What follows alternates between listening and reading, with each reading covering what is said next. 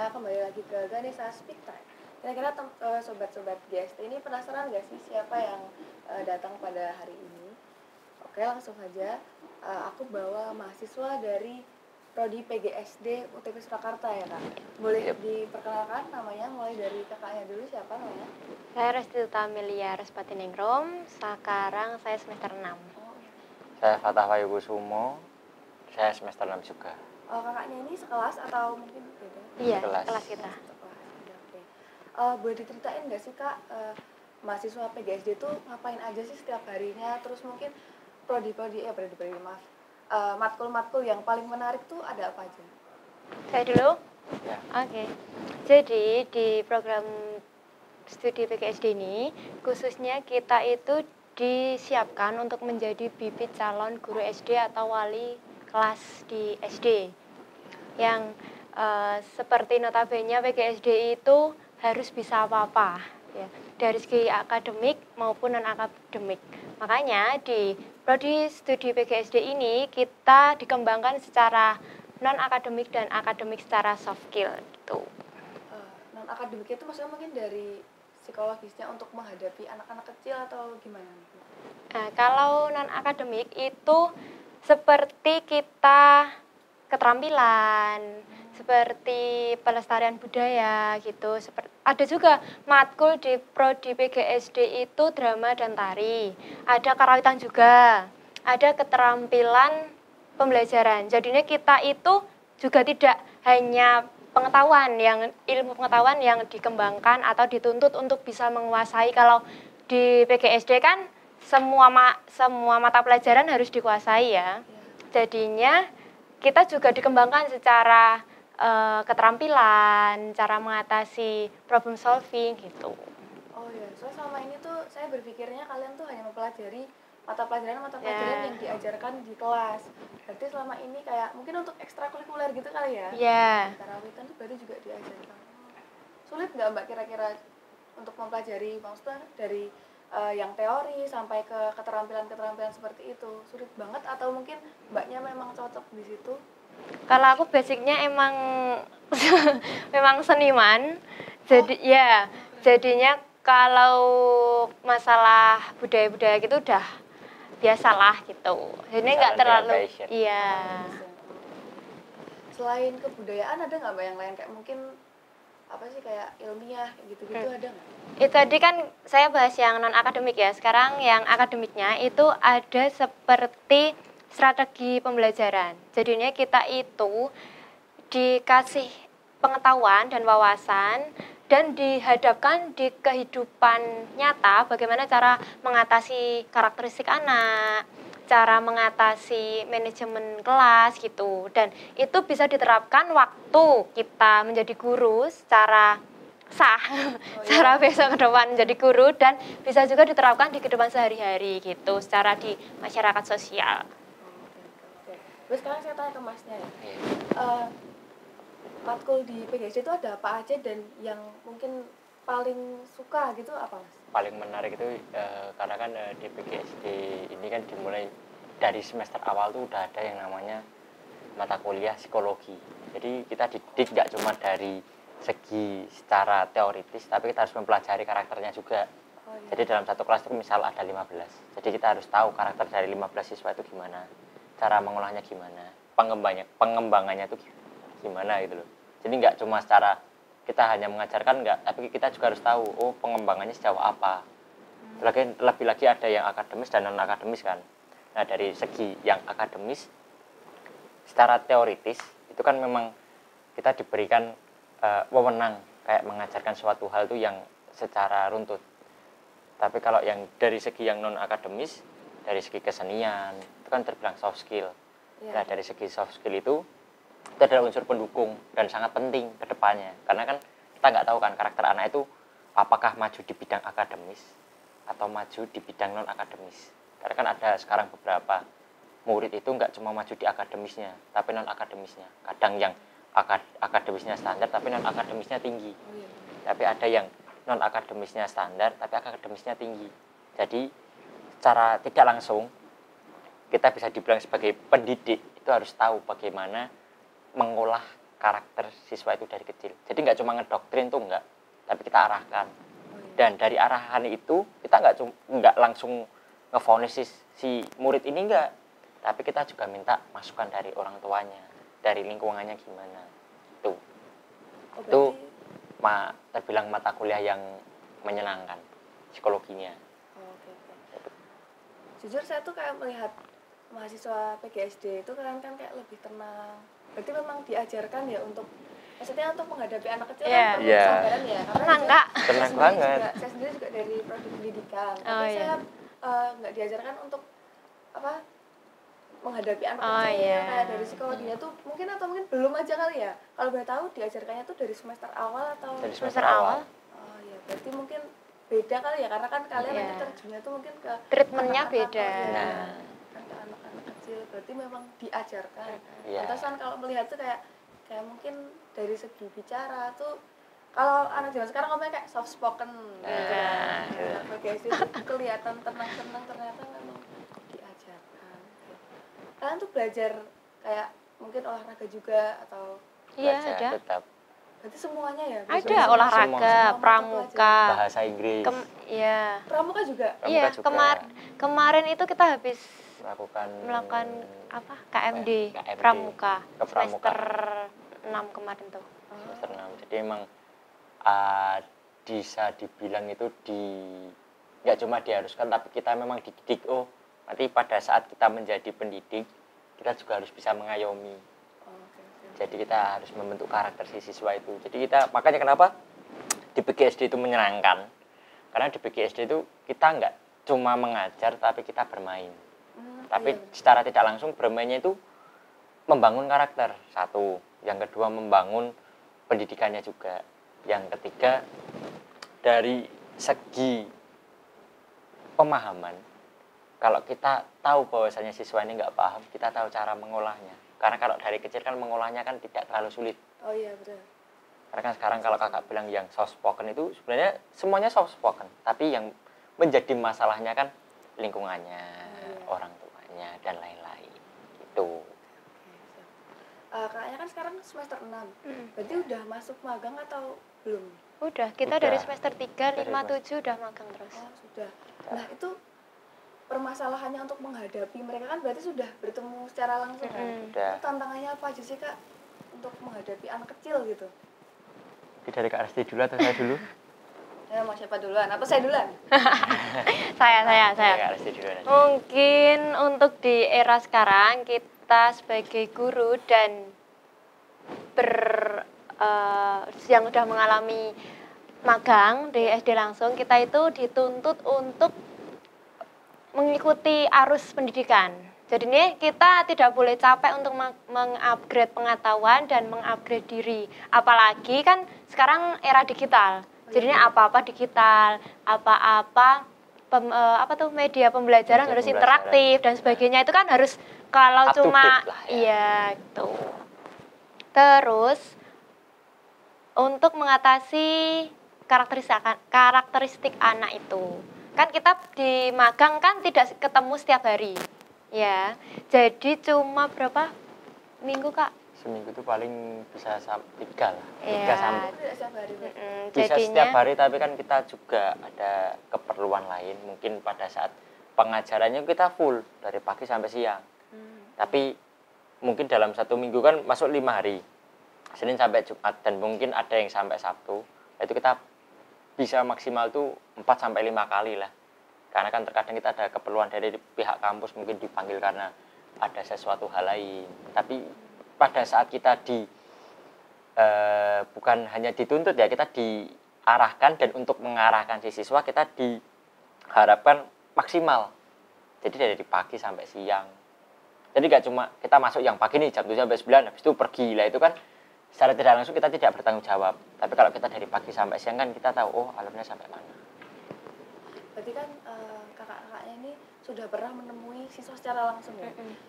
Karakter siswa seperti apa sih yang kayak susah banget untuk diatasi? Kayak sampai mas mbaknya mungkin, aduh aku kesel banget gitu. mungkin siswa yang belum menyadari bahwa dia itu sekolah itu buat kepentingannya diri sendiri.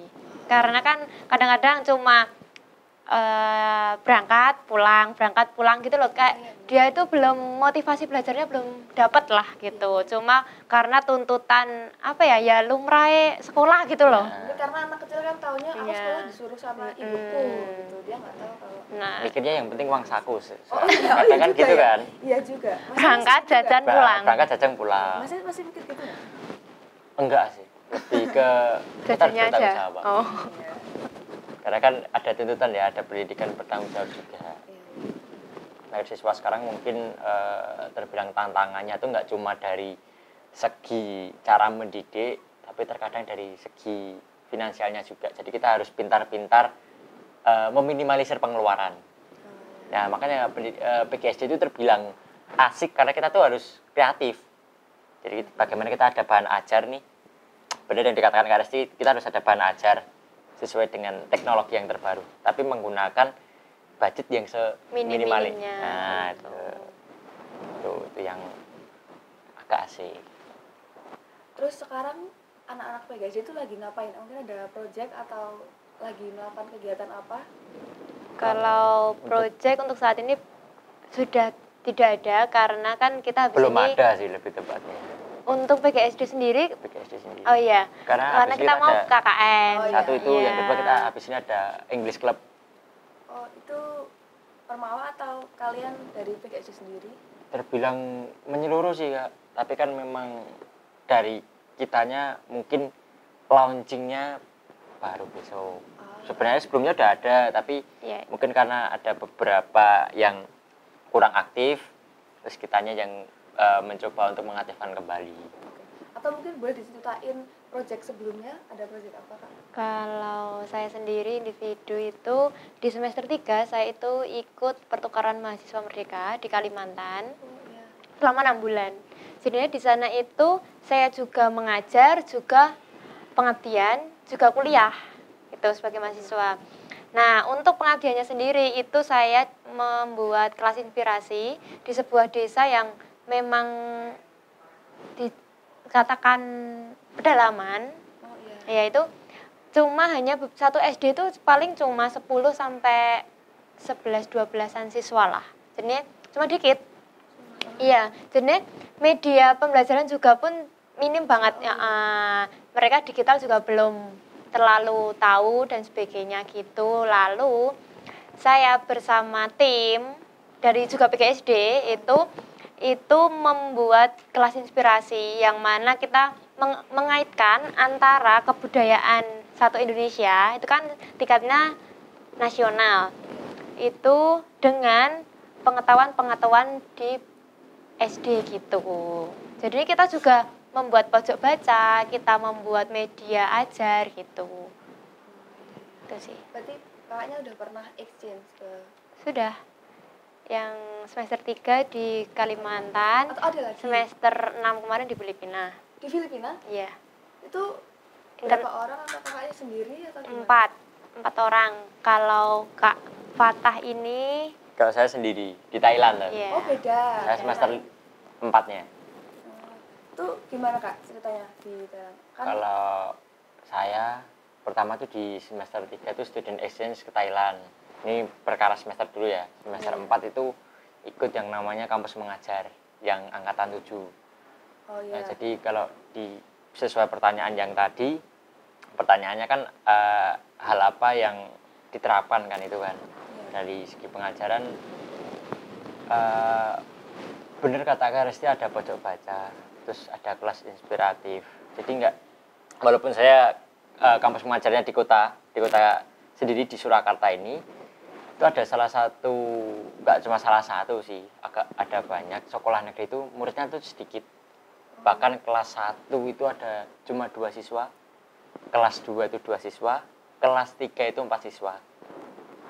Jadi memang, Parah dari nah mungkin karena memang dari segi pengajarannya kurang, jadi dari kita sebagai pendidik ataupun sebagai pengajar, kita harus memikirkan bagaimana dengan siswa yang sedikit ini memiliki kreativitas yang di luar batas pemikiran kita. Jadi kayak di luar ekspektasi lah, oh ternyata dia bisa lebih tinggi dari apa yang kita bayangkan. Jadi nggak cuma dari kelas inspiratif dan lain-lain, kita juga mendorong dari segi pola pikir si siswa itu sendiri. Berarti Masnya pernah mengajar hanya 2 siswa gitu ya? Pernah. Nah, kalau misalkan dibandingkan, kan pernah Masnya mengajar satu kelas yang siswanya Full. banyak dan yang hanya 2 itu pengembangannya lebih sulit yang mana, Mas? Lebih sulit yang banyak. Karena kan karakternya banyak. Oh iya. Ini cerita pada saat yang di Thailand, student exchange ke Thailand itu. Di sana tuh siswa tuh satu kelas tuh ada 40. Itu masuk jam 7 pagi, itu SD, masuk jam 7 pagi pulang jam 4 sore. Dan setiap hari itu upacara di sana. Jadi memang kenapa lebih susah mengajar siswa yang lebih banyak dimanapun tempatnya, karena karakternya nggak cuma satu. Karakternya ada sejumlah siswa itu sendiri, bahkan dari pendidik. Nah, makanya kalau sekarang kan orang-orang kan bilang kan mood ya Kak ya. Kadang mengajar juga kalau siswanya nggak interaktif, kitanya juga bingung. Karena kan terkadang kita memberikan pembelajaran yang interaktif, ternyata dari siswanya nggak interaktif. Jadi kita juga harus mengolah bagaimana kelas itu bisa terbilang saling mendukung. Jadi ada feedback dari antara pendidik maupun siswa itu sendiri. Itu. Jadi nggak cuma di student exchange waktu ke Thailand, terus kampus mengajar yang angkatan 7 itu yang sedikit ini lebih efektif karena kita tahu cara mengajarkannya gini. Karena kan kita bertanggung jawab tuh per kepala ya kan. Jadi misalkan lebih sedikit ya, kita lebih kenal karakternya. Betul. Pendekatannya lebih cepat. Oh iya, benar. Kalau boleh tahu kakaknya exchange tuh udah berapa kali atau yang di saja atau ada lagi? Sekali itu sih, tapi ya itu yang agak jauh keluar. Ya.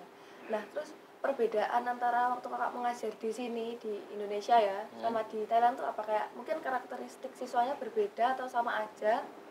Kurang lebih karakter itu sama aja Kak. Cuman yang menjadi keterbatasan setiap orang kan terkadang bahasa. Oh iya. Satu itu, yang kedua pola pikir. Jadi kalau dari lingkungannya itu mendukung, pasti pola pikir siswanya itu maju terus. Oh iya benar. Tapi kalau dari pola pikir lingkungannya itu kurang mendukung, rata-rata siswa struggle, hanya di perputaran itu aja. Jadi itu terbilang sebuah tantangan, itu terbilang sebuah hal yang di luar dugaan juga. Jadi bagaimana cara pendidik ini untuk bisa memajukan kedua belah pihak, karena kan ini beda negara ya Kak ya. Oh iya, Jadi mungkin di sini pendidikannya seperti ini, di sana pendidikannya berbeda. Jadi bagaimana caranya kita dua-duanya bisa mendorong dari segi pembelajaran. Kalau kakaknya sudah exchange berapa kali? 2 kali. Oh, kakaknya udah 2 kali. Itu di mana aja Kak? Di Kalimantan. Oh, di Kalimantan tadi Sama di Filipina. Terus waktu di Filipina tuh gimana Kak? Atau mungkin kalian pernah bertukar cerita kalau di Filipina tuh gini, di Thailand tuh gini? Mungkin kalau bercerita berdua belum ya. Belum. Oh, itu. Tapi kalau Secara secara formal di Filipina itu perbandingan dengan Indonesia. Iya. Iya kan? Nah, itu kalau di Filipina saat saya mengajar itu mereka menggunakan anak SD itu lebih ke bahasa ibu, kayak di sini bahasa Jawa gitu loh. Kalau di sana kan Tagalog. Jadinya saya susah untuk berkomunikasi gitu. Kan saya taunya bahasa Inggris.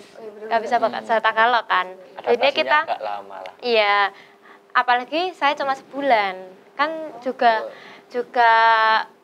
apa ya? Kurang lah.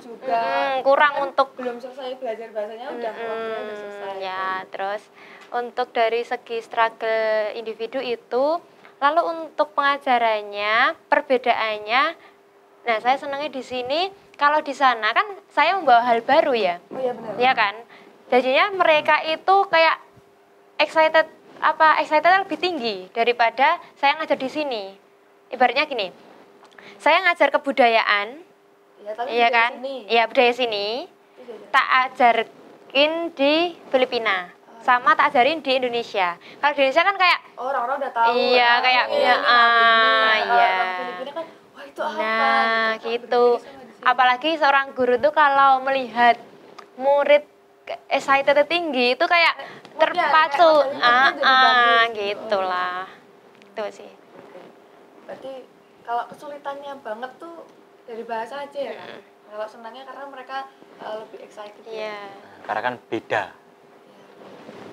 Kalau di Filipina upacara juga nggak setiap hari? Jadi kan katanya kalau Nggak di sih. Thailand tuh enggak. Kalau di sana cuma Senin sama kayak di Indonesia. Untuk jamnya? Jamnya sama, jam 7 sampai jam 4. Jadi kalau untuk pendidikan di luar tuh Di sana lebih dipus lama ya? pendidikannya lebih dipus sampai apa ya? Kayak ya udah kesehariannya cuma di sekolah gitu. Pendidikan yang nomor 1.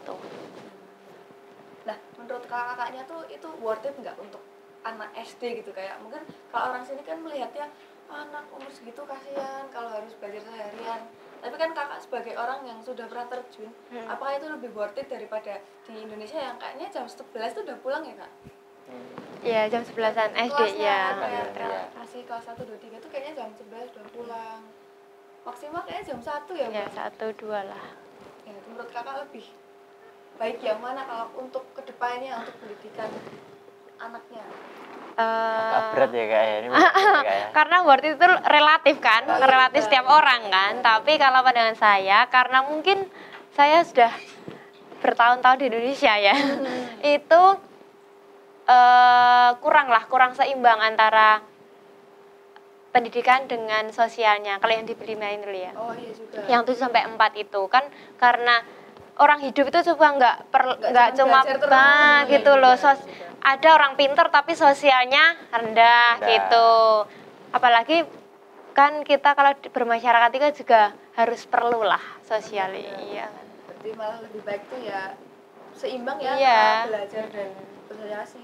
Mereka kan juga harusnya masih di umur-umur bebas Iya, bermain tapi harus betul. belajar terus seharian sampai sore.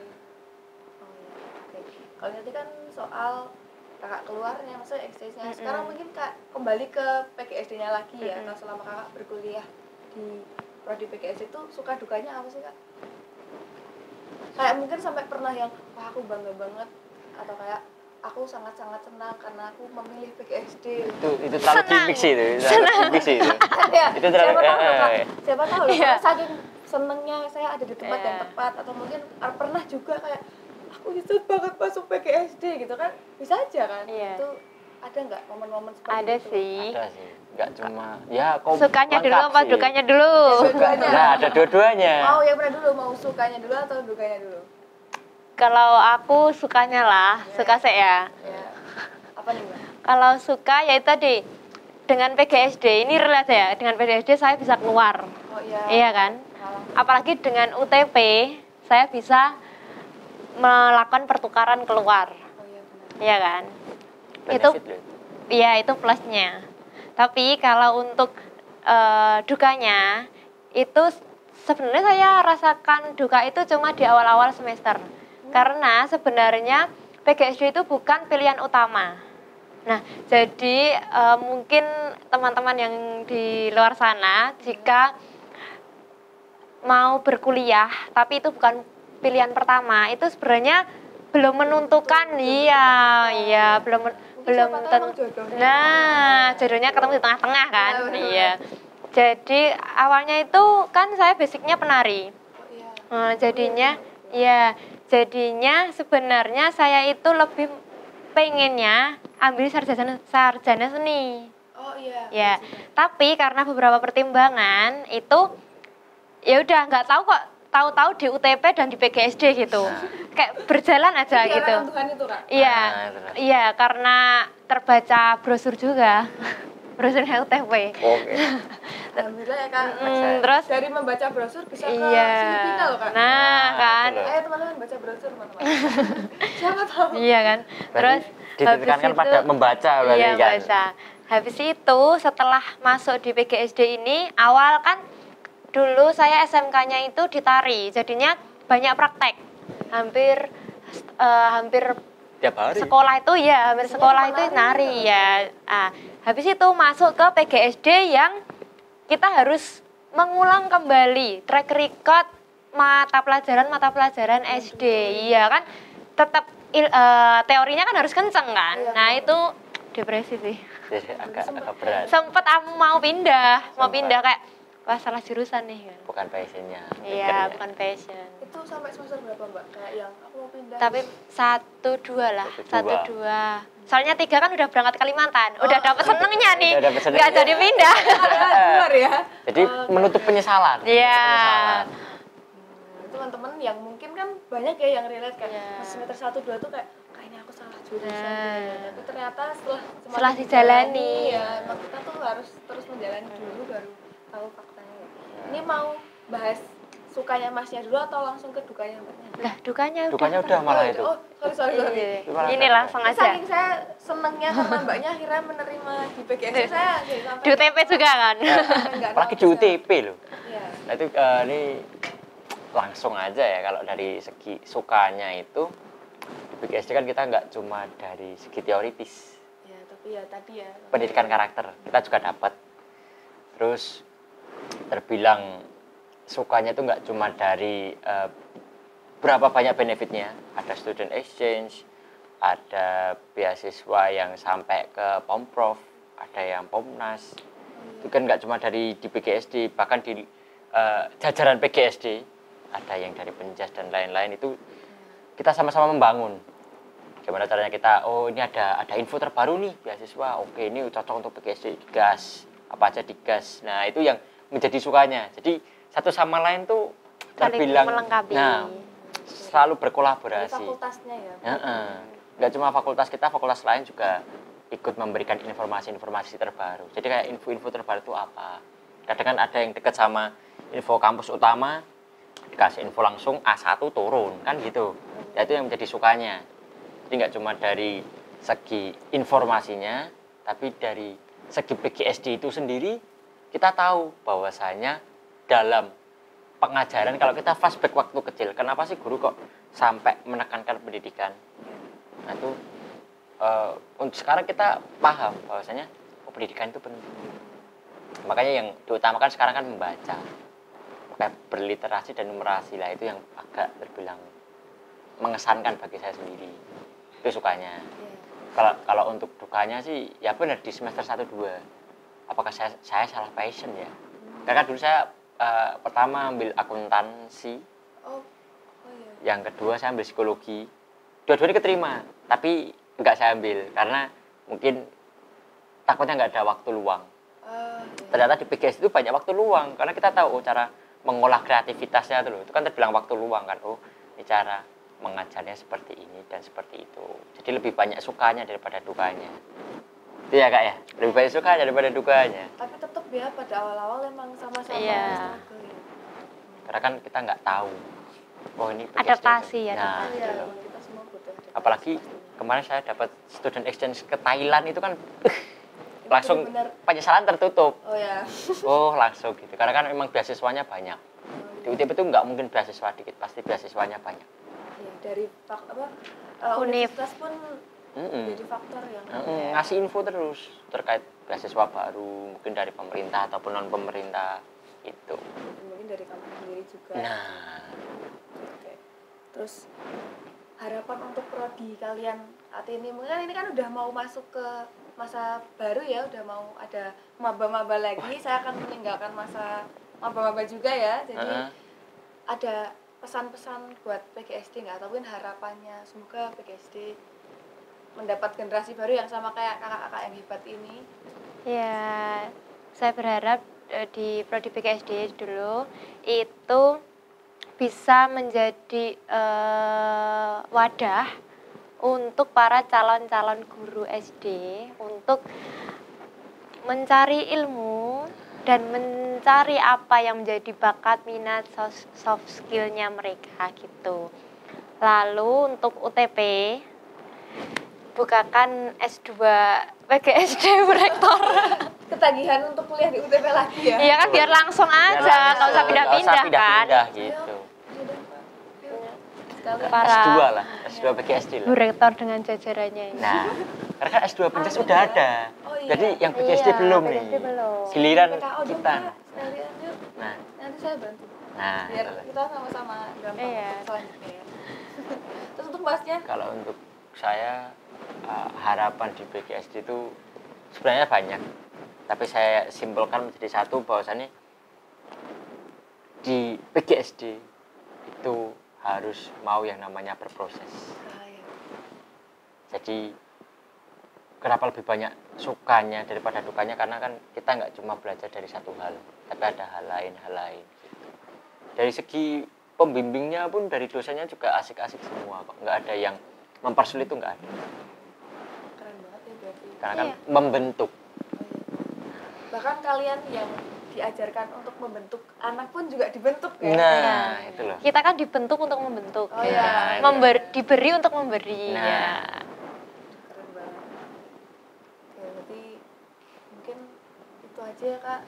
Ini sangat keren banget. Pokoknya aku bener-bener wow, ternyata aku selama ini kan maksudnya hanya memandang kalian tuh, wah ternyata kayaknya mereka tuh emang diajarkan untuk jadi orang yang soft spoken, menghadapi orang tuh lebih benar, walaupun kalian nantinya untuk anak-anak ya, tapi kan tetap berpengaruh ke sosialnya juga, Tuh.